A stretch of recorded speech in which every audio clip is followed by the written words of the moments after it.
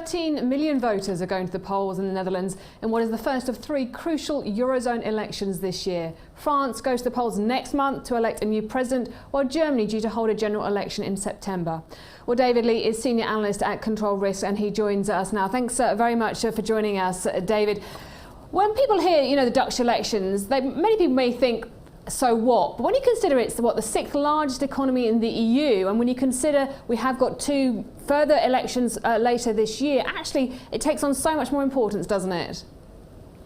Yeah, absolutely. I think the key thing that people are looking at internationally about this Dutch election, obviously, is the performance of Geert Wilders, the populist leader, but I think it's about so much more than that. The election in the Netherlands, as you say, sixth largest EU economy, and there is the long-standing fact that you need a large coalition to make a government in the Netherlands.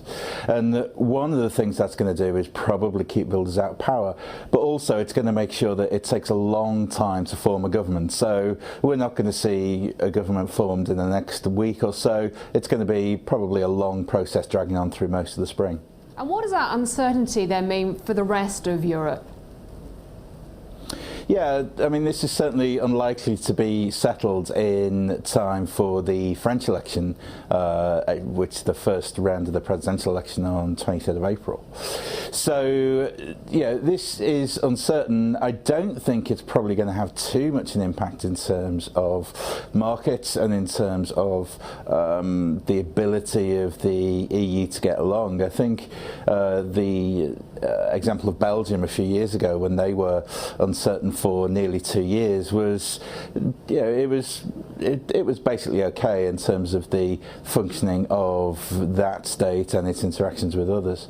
But I do think that that at the moment markets are generally pretty shy of uncertainty. So I think it might be a bit more spooked this time. When the Netherlands is at the heart, to a certain extent, or a key player in decision making in the EU, and you said a minute ago that we're unlikely to see, I suppose, a majority government. How does that play out? In the Netherlands, the tradition is very much of coalitions bordering towards consensus, and I think this time it looks as if we're going to need 4, probably even 5 parties to take part.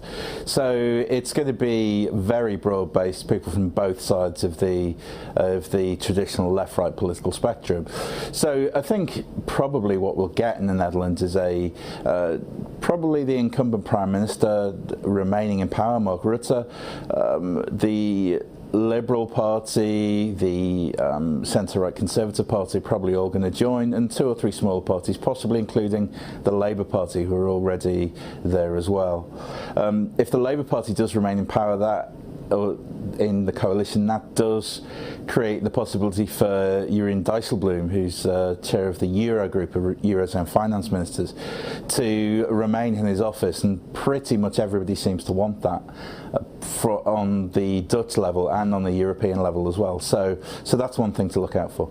Obviously, we've seen Wilders lose his large lead. At one point there was the talk of leading the Netherlands out of the EU, out of the euro. Is that now not on the cards anymore? I think the writing off of Wilders' chances in this election that some media outlets have been doing in the last 72 hours is probably a little premature. I still think it's possible that he's the largest party, although it's clear that his poll ratings have suffered, and we'll see if that does translate to the ballot box himself. But I do think it was always unlikely that Wilders would be able to form a government, lead a government. A referendum on Nexit, as he's said as one of his favourite terms, was always more complicated than just him finishing first in the election and forming a government that he liked and bringing a referendum motion through Parliament. So I don't think that was ever as realistic as some people made it out to be. Okay, definitely there. David Lee from Control Risks, thanks very much for joining us. Now, the polls close at 8 o'clock UK time tonight, but the results won't be formally announced until Tuesday, March the 21st.